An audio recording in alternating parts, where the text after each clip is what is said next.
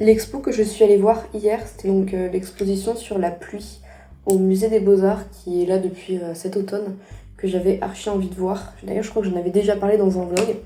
Enfin bref, j'y suis allée hier, c'était trop bien. Vraiment, je suis trop contente d'avoir pris le temps d'aller voir cette expo parce que clairement, j'aurais manqué si j'y étais pas allée.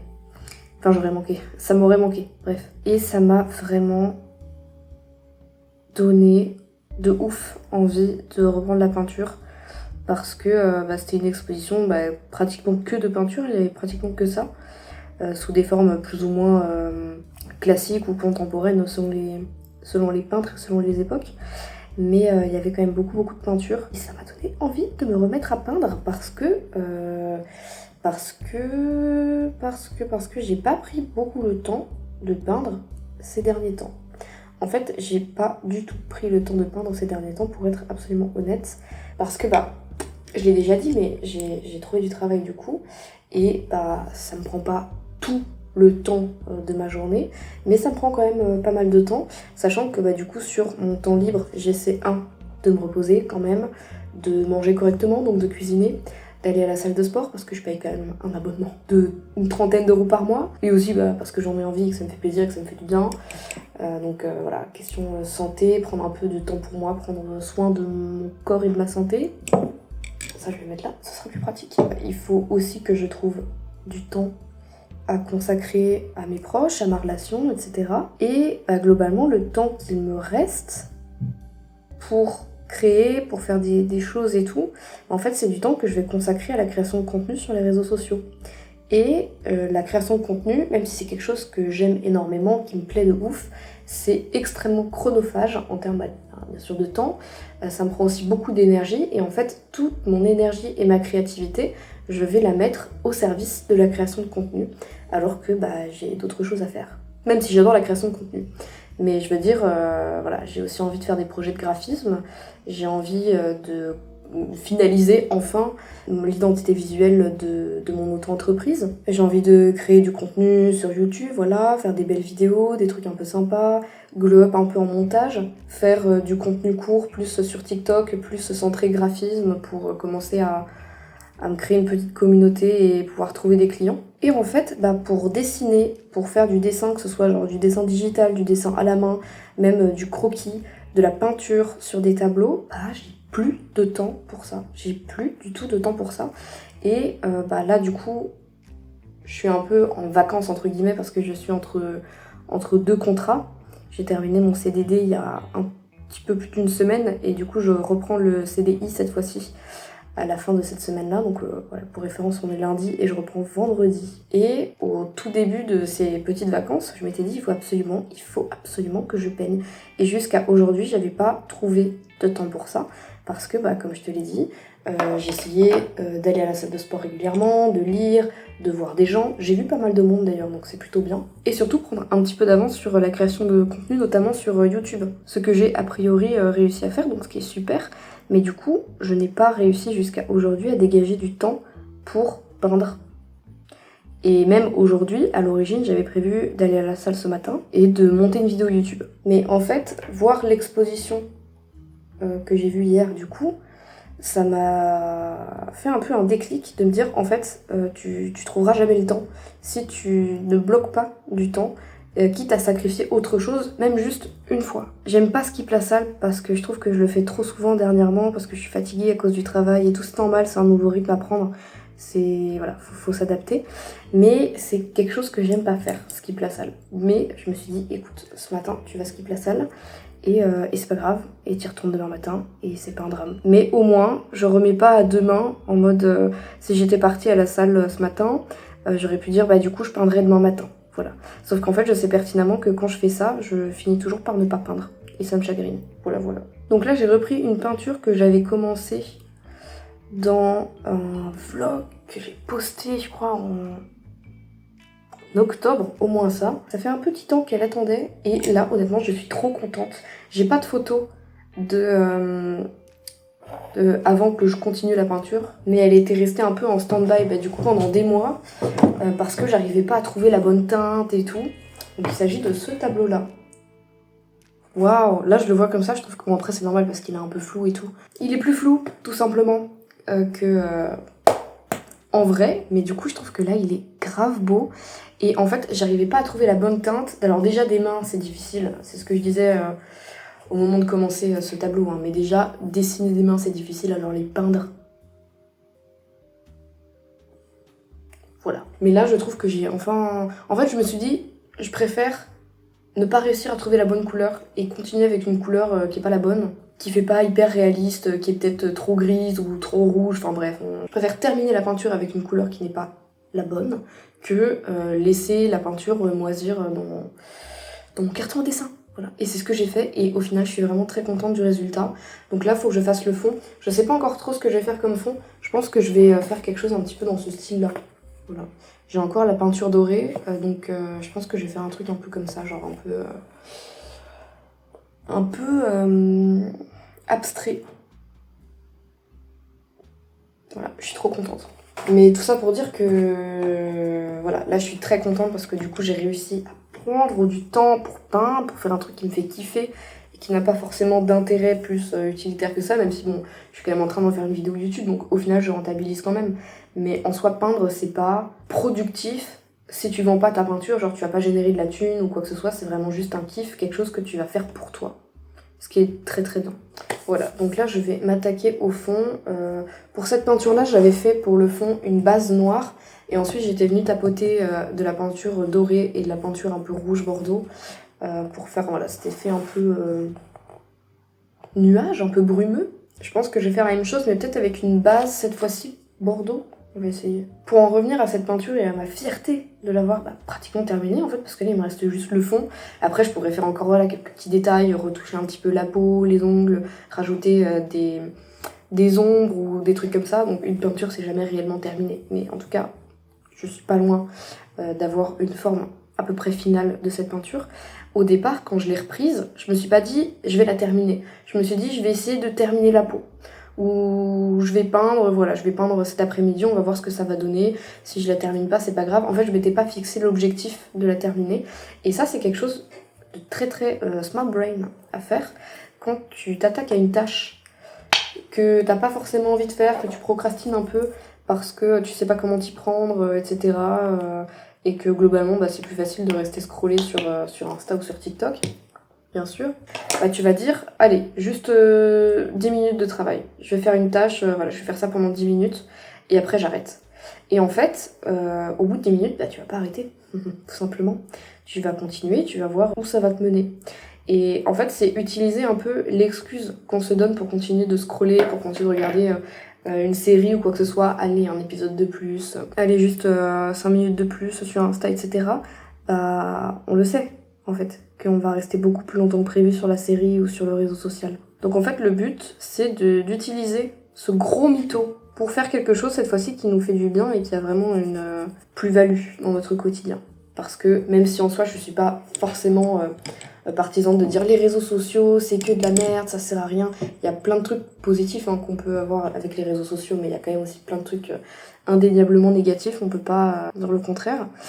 En fait, je pense qu'il faut quand même l'utiliser avec parcimonie. Tout ça pour dire que je sais plus du tout ce que je voulais dire de base. Oui, c'est pour dire que, voilà, même si je suis pas non plus anti réseaux sociaux, enfin, j'ai quand même du contenu dessus. STP, la cohérence. On va pas se mentir que même si c'est cool de regarder quelques stories, de regarder quelques vidéos, même des vidéos courtes et tout, faire un peu de scroll de temps en temps, en fait, si t'en fais trop, ça va avoir un effet beaucoup contre-productif parce que généralement on fait ça pour se détendre, pour souffler un peu après le travail et tout, pour poser son cerveau, pour pas avoir à trop réfléchir. Mais en fait, ça va avoir un effet complètement inverse.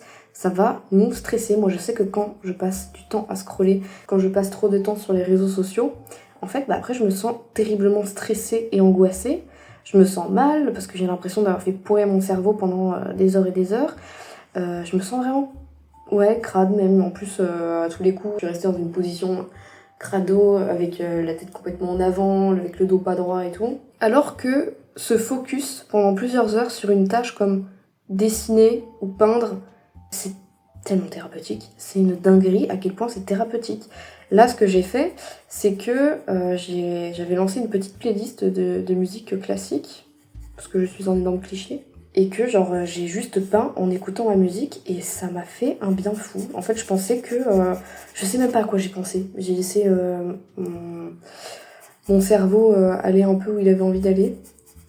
Et ça m'a fait du bien de ouf parce que j'ai trop tendance à quand je vais faire une tâche, que ce soit voilà, du graphisme, une miniature, un truc qui ne nécessite pas que je sois ultra concentrée, en fait je vais écouter un podcast en même temps ou une vidéo YouTube. Ce qui est cool, hein, j'aime bien les podcasts, j'aime bien les vidéos YouTube, mais ce qui fait qu'en fait j'en écoute beaucoup trop au quotidien et que la qualité de ce que j'écoute disparaît un peu au détriment de la quantité. Alors que se remettre à simplement écouter de la musique, et pourtant écouter de la musique c'est déjà une stimulation qui est pas forcément bénéfique pour notre cerveau. Parce que ça nous fait passer d'émotion en émotion, enfin bref, le système de récompense est un peu niqué quand on écoute de la musique. Mais c'est quand même mieux que d'écouter 50 podcasts à la journée, je force, mais t'as capté. Et je suis doublement fière parce que non seulement je sais que j'ai fait une activité qui fait du bien à mon cerveau, qui fait du bien à ma tête, qui fait du bien à mon corps, et je sais aussi qu'en fait j'ai créé quelque chose dont je suis fière et que je trouve beau. Et ça, clairement, ça n'a pas de prix. J'avais aussi quelques trucs à dire sur le perfectionnisme. Je suis quelqu'un de très perfectionniste. Et j'ai du mal à, faire quelque chose. Non, c'est pas faire quelque chose. J'ai du mal à être satisfaite de quelque chose, à finaliser quelque chose, si c'est pas parfait, entre guillemets. Ou en tout cas, si je sais que je peux faire mieux. Et donc, par exemple, ce tableau, je sais que je le boudais depuis quelques mois parce que j'arrivais pas à, obtenir, comme j'ai dit, la couleur que je voulais au départ pour les mains. Et ça me frustrait et j'avais l'impression de brasser du vent, alors que peut-être que si j'utilise une autre couleur, un autre dégradé, c'est pas gravissime. Peut-être que si je maîtrise pas parfaitement les couleurs d'une peinture, sachant que c'est mon 3e tableau que je fais dans toute ma vie, donc faut se calmer, ça n'a pas besoin d'être parfait en fait. Et sauf que ça, j'ai du mal à l'intégrer, surtout en matière d'art, de peinture et de dessin, parce que je sais que je suis forte en fait dans ce domaine-là, et ça m'énerve de pas être super forte.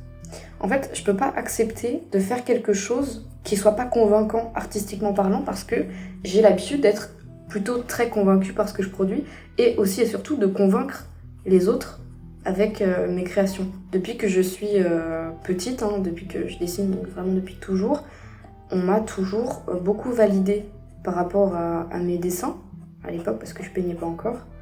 Et en fait, les années passant, le fait que j'ai moins de temps à consacrer au dessin, parce que je me souviens que quand j'étais au collège notamment, tout mon temps libre, je le passais à dessiner. Je dessinais même sur mon temps pas libre, quand j'étais en cours. Je dessinais tout le temps, je travaillais tout le temps en fait ce talent-là, quoi. C'est un skills que je travaillais tout le temps, et donc forcément j'ai beaucoup progressé. Et là du coup ces derniers temps, même pendant mes études de graphisme, j'ai beaucoup progressé en graphisme, mais par contre je sais que les 2 dernières années de mes études, entre guillemets, où j'ai fait principalement du design graphique, même si j'ai beaucoup progressé en design graphique, en fait je sais qu'en dessin, j'ai à minima stagné, voire j'ai régressé, et c'est quelque chose qui m'agace. Ça m'agace de prendre une feuille de dessin et de me rendre compte que j'arrive pas à imaginer ce que j'ai envie de dessiner, que j'arrive pas à saisir la position, que en fait dessiner sans modèle c'est devenu quelque chose de compliqué pour moi, alors que à l'époque je faisais ça mais easy et c'était pas un sujet, quoi. Tellement j'avais de la facilité entre guillemets, parce que j'ai beaucoup travaillé pour avoir cette facilité, mais j'avais beaucoup de facilité à faire ça, quoi. Et c'est quelque chose que je n'ai plus aujourd'hui parce que je n'ai plus autant de temps pour m'exercer en fait, pour travailler là-dessus tout simplement. Et je sais que cette année ça va être un peu un enjeu pour moi de réussir à me dégager du temps pour travailler ça, parce que c'est quelque chose d'extrêmement important pour moi et de fondamental, même dans mes projets personnels, en tant que j'ai envie de lancer mon activité freelance, bien évidemment, j'en ai déjà parlé plusieurs fois, mais j'aimerais bien aussi pouvoir à terme vendre des peintures, vendre des dessins, vendre mes productions. Pour le moment, je m'en sentirais pas légitime parce que j'ai pas l'impression d'aide suffisamment ça pour vendre ce que je produis. Je pense que la réponse, je suis pas sûre qu'il y ait une réponse universelle, mais en tout cas la réponse que j'ai trouvée moi, c'est que je dois être mon propre standard, dans la mesure où est-ce que Pour reprendre l'exemple des peintures, est-ce que moi, je pourrais acheter une des peintures que je produis? Est-ce que je pourrais l'afficher dans mon salon? Pour le moment, en tout cas avec la peinture que j'ai sous les yeux, la réponse est oui. Moi, je pourrais très bien l'acheter, je pourrais très bien l'afficher dans mon salon. La question de oui, mais c'est que ma 3e peinture, je suis pas une peintre pro, j'ai pas les bonnes techniques, j'utilise du blanc pur dans mes peintures, etc. Qu'est-ce qu'on s'en fiche? En vrai, c'est des conventions, ça. C'est des conventions qui, je dis pas qu'elles ont pas de sens, mais au final, ce qui compte, c'est le résultat final. Ok, le tableau est terminé. Le tableau est terminé, je suis trop contente, je suis archi contente. Je pense que demain ou après-demain, enfin en tout cas dès que j'en aurai l'occasion et dès qu'il sera bien sec, je le vernirai. Et à terme, j'essaierai de trouver un petit cadre, enfin un cadre un peu à l'ancienne, un peu doré, un peu sympa. Et j'aime trop. Je suis trop contente, vraiment, je suis refaite. Je suis archi fière de moi. Et vraiment, mon challenge là pour ces prochaines semaines, pour ces prochains mois, ça va vraiment être de continuer un peu dans cette idée. J'ai plein d'idées, pas forcément de peinture, mais au moins de dessins digitaux. J'ai des idées de séries, d'illustrations et tout, notamment avec par exemple des costumes traditionnels, des costumes un peu façon Bright Stories, les vrais auront la ref. J'ai envie de me mettre à alimenter à nouveau mon compte un peu artistique, déjà dans un but de gagner, pourquoi pas en visibilité, gagner des clients. Toujours, j'adore les clients, la clientèle. Mon rêve d'avoir des commandes d'illustration. Donc voilà, j'ai pas mal parlé dans cette vidéo, c'était pas vraiment un vlog, c'était pas vraiment un facecam, c'était un peu des deux. J'espère que ça t'aura plu, j'espère que ça t'aura inspiré, j'espère que tu vas toi aussi te remettre à peindre, à dessiner. Tu ne regretteras jamais d'avoir aménagé du temps pour faire un hobby, pour faire quelque chose que t'aimes faire. Ou même pour découvrir un nouveau hobby, découvrir une nouvelle façon peut-être d'exprimer ta créativité ou ton art. Tu peux pas te tromper. Tu ne peux pas te tromper. Donc je te fais des gros bisous et on se retrouve comme d'habitude la semaine prochaine pour une autre vidéo.